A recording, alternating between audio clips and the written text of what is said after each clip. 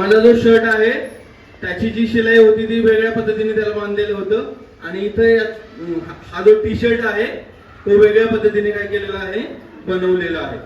त्याची शिलाई वेगळी दिसते ना तुम्हाला. तर शिलाई वेगळी वेगळी असण्याचं कारण काय असेल बरं? विमान बनवण्यासाठी आपण असंच करतो ना. हा, तसंच करायचं. कोणाला जर जमलं नाही तर शेजारचे मदत करतील. डोक्यात असायला पाहिजे सगळ्यांची. डोक्यातून फेकतात ते, असं हातात धरून नाही फेकत. 1 2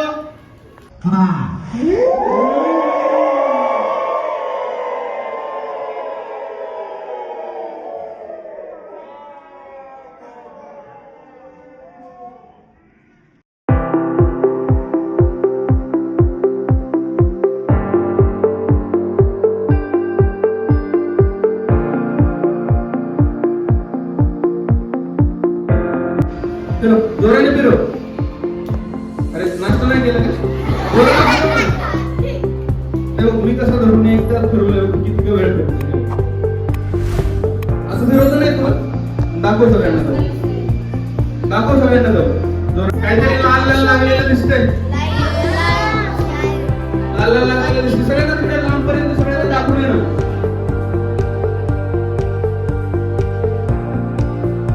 होते काहीतरी. काय होतंय? काय नाही करायचं, बघायचं फक्त. काय होतंय? कसं काय? असं माझ्याकडे एवढं काय मटेरियल आहे की त्याच्यामुळे लाईट लागते. काय सेल कुठं नाही, पण याच्यामध्ये आतमध्ये काहीतरी आहे. जसं की इथे पण याच्या पाठीमागे आहे मॅग्नेट आहे. बरोबर. पण आपल्याकडे आपण जो नेहमी वापरतो तो मॅग्नेट नाही, तर हा न्यूडिनियम मॅग्नेट आहे.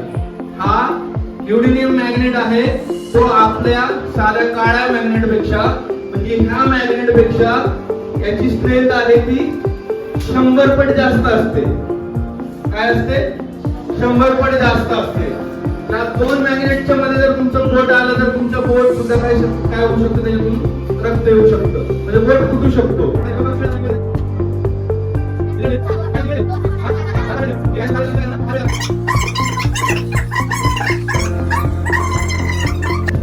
बघायचं किती जणांना वाटतं मेटल त्याच्या हात वरती करा.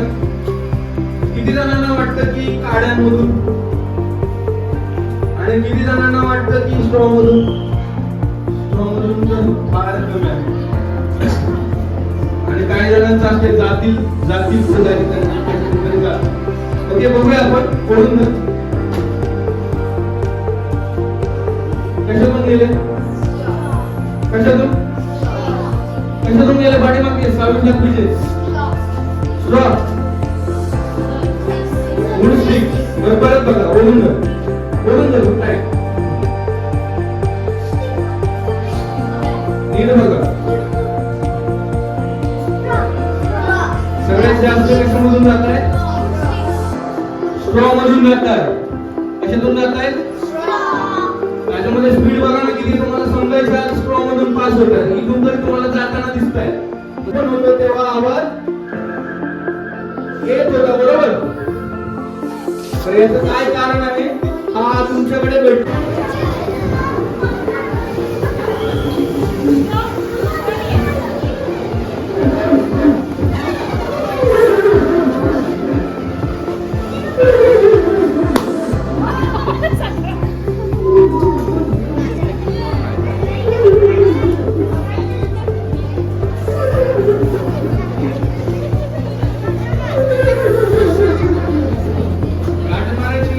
तर त्याच्यामध्ये सुद्धा वेगळं काय होऊ शकतं. पण आता आपण पहिले बघूया की याचा आवाज येतोय की नाही. असं धरून गोल ठेवला पाहिजे तुला आणि त्याचा वापर करू शकतो. ठीक आहे. आणि त्याच्यानंतर इकडे खाली काय केलंय? सेल आहे. सेल पण भेटतील, बरोबर भेटतील ना. तर ठीक आहे, आपण याच्यापासून काय करूया, आपण एक प्रयोग करूया. बोट असं तर आता हे मी हिच्या बोटावरती ठेवल्याच्या नंतर मी पडायला पाहिजे का तिच्या बोटावरती थांबायला पाहिजे? का बरं?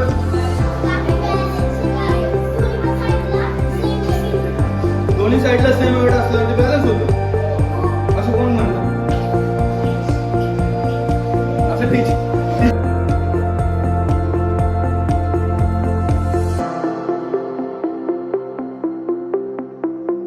वरच म्हणतोय मी. कसं करायचं आहे? तो सोडल्याच्या नंतर सरळ नाही झाला पाहिजे. आणि ह्या काड्या तुम्ही काय करू शकता? मागे पुढे करू शकता. या तुमच्या सगळ्या वर्गाला चॅलेंज आहे.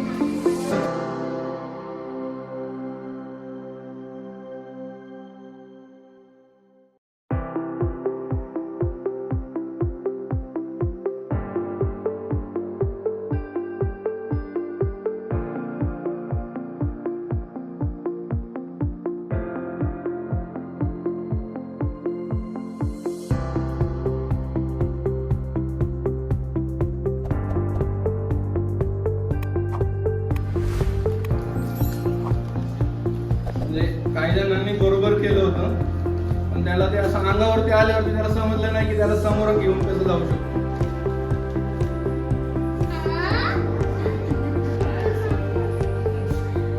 आता तुला काय करायचंय? हा उजवा पाय आहे आणि हा डावा पाय आहे. डावा पाय तुला काय करायचं? हळू तसा उचल. जमतो? उचल थोडासा, बस पडायला नाही पाहिजे. एवढा उचलतोय तो थोडा का होईना. ठीक आहे. आता सेम गोष्ट तुला माझ्या बरोबर येऊन त्या ठिकाणी करायची, या ठिकाणी. आता पण तुझं पूर्ण हे आहे ते काय आहे? हा हात आणि पूर्ण तुझे हे पाय कुठे असले पाहिजे? तर याला चिटकलेले असले पाहिजे. तर दुसरा पाय आहे त्याच्या शेजारी असला पाहिजे. इकडे कशाला धरायचं नाही आणि हा पाय उचलायचा. पलीकडेच थोडस सरक, दोन्ही पाय जवळ घे आणि अलीकडचा पाय उचलायचा. हलायचं नाही. ट्राय कर, थोडस ट्राय कर.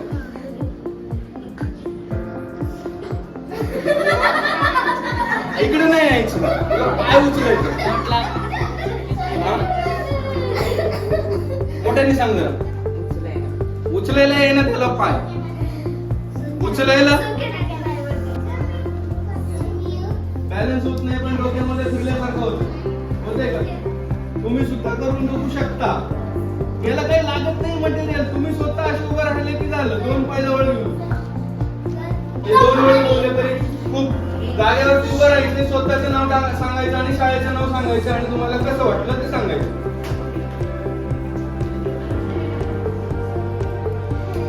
मराठी. काही लँग्वेजचा मी कुठे इंग्लिश बोलत नाही सकाळीपासून. माझं नाव आहे ईश्वरी युवराज जगताप. मी इंदिरा गांधी नॅशनल स्कूल या शाळेमध्ये आज आमची ट्रिप होती म्हणून आम्ही इथं आलेलो आणि मला काही म्हणजे तुम्ही जे सांगितलं मला पेपरने खूप वेगळ्या वेगळ्या टोप्या बनवल्या, परत ते पझल्स केले आणि आता तुम्ही ॲनिमलबद्दल आणि सगळं काही सांगितलं ते मला खूप छान वाटलं. थँक्यू. तुझ्यासाठी क्लॅप वाजवा. अजून कोण? माझे नाव अविद्या विशाल शेट्टी आहे. मी इंदिरा गांधी नॅशनल स्कूल बाईला शाळेतून आलेली आहे. आज आम्हाला ट्रिपच्या निमित्ताने इथे सायन्स पार्कला आणलेलं. आम्हाला सायन्स खूप आवडतो आणि आज तुम्ही आम्हाला स्टार्टिंगपासून एंडपर्यंत जे सुद्धा सांगितलं ते खूप इंटरेस्टिंग आणि म्हणजे मजा पण आली ते करण्यात आणि बघण्यात. थँक्यू. क्लॅप तुझ्यासाठी. अजून कोणाला थोडक्यात द्यायचं? येस. किती सुपर राहून. माझं नाव सुब्रमण्य आहे. मी इंदिरा गांधी नॅशनल स्कूल या शाळेतून आहे. मी 5वीत आहे. मला इथे जे सांगितलं जे ते पझल्स करायला होते ते खूप भारी, मला खूप आवडलं. अजून बोलायला सगळ्यांना चान्स भेटला पाहिजे.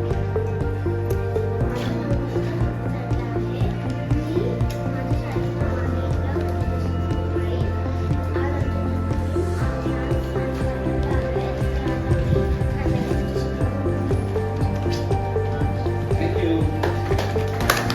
अजून आहे का कोण वाटेत पाठीमागे त्यांना बोलायचं? नाही? ओके. कोण टीचरांना त्यांचा एक्सपिरियन्स शेअर करायचा असेल तर ते पण करू शकतो.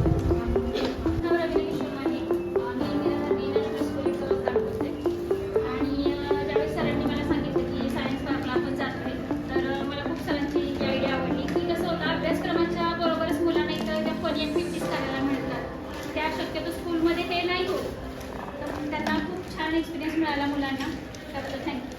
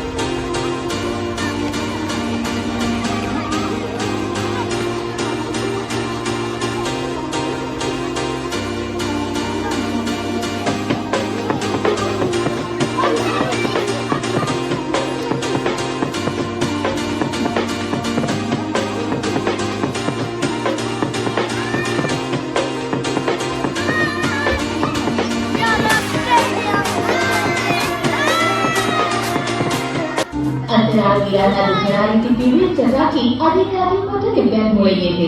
यावरील सर्वाधिक प्रकाश प्रदूषण तेच निर्माण करतात. वातावरण पर्वामुळे ही चकाकी विखुरली जाते, ज्यामुळे भूप्रदेशावर ज्वलंत आकाशाची निर्मिती होते. रात्रीचा हा अंधार आपण प्रकाशाच्या वेगाने हरवत आहोत. प्रकाश प्रदूषणामुळे पृथ्वीवरील प्रत्येक सजीवाच्या आरोग्याला धोका आहे. रात्रीच्या वेळेचे दिवे रोपांच्या वाढीस व्यत्यय आणतात. हे दिवे दरवर्षी असंख्य जमिनी आणि समुद्री प्राण्यांच्या मृत्यूस कारणीभूत ठरतात. स्थलांतर करणारे पक्षी प्रकाशित इमारतींवर आढळतात. नव्याने उगवलेली समुद्री कासवे विद्युत दिव्यांच्या प्रकाशाला चुकून महासागराच्या पृष्ठभागाची झळाळी समजतात.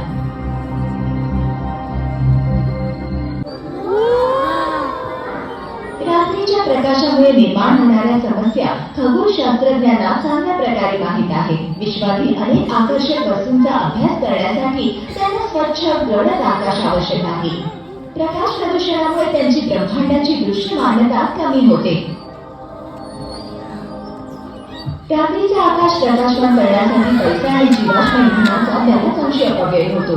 100 वॅटचा बल्ब 1 वर्षाकरता प्रत्येक रात्री चालू ठेवण्यासाठी अर्धा टन कोळसा जाळून उत्पादित होणारी ऊर्जा लागते. याचा गुणाकार जर पृथ्वीवर चमकणाऱ्या कोट्यावधी दिव्यांशी केला तर रात्र उजळवण्यासाठी आपण वापरत असलेल्या या ऊर्जेची किंमत अवाढव्य आहे. प्रकाश योजनेची गरज भासत असताना आपण काही सोप्या गोष्टींचा अवलंब करू शकतो.